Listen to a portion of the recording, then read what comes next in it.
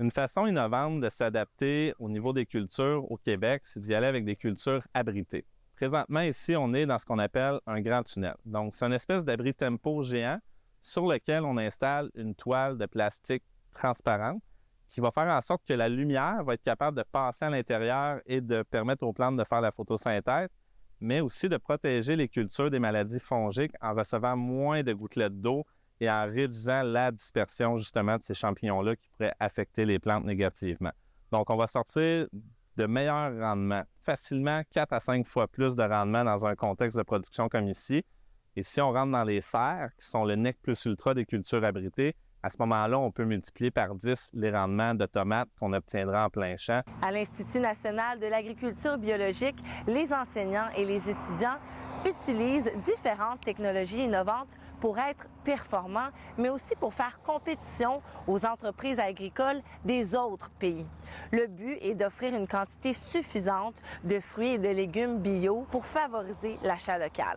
Historiquement, au Québec, on allait produire en plein champ, ce qui limitait un peu la possibilité d'allonger les saisons, c'est-à-dire d'être plus tôt au printemps et d'être plus tard à l'automne, tout en protégeant les cultures des maladies.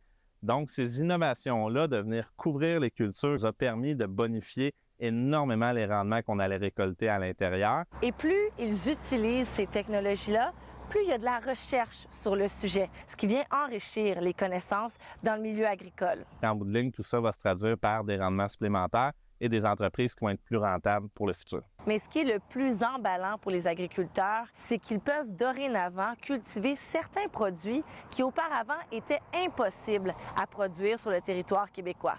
Mais pour certains fruits, on n'est encore qu'à l'étape des tests. Des mûriers ronces qui portent un peu mal leur nom parce que celle-là, c'est une variété qui est sans épines. Je sais pas si tu veux regarder, la tige est vraiment lisse. Là, c'est la première année qu'on fait ce test-là. Fait qu'on ne sait pas encore comment ils vont passer l'hiver. Ça va être un grand essai. Puis, on a fait un palissage ici qui va nous permettre de plier les tiges pour pouvoir les abriter avec une couverture flottante pour l'hiver, pour assurer une meilleure température en dessous, là, pour pas que ça gèle.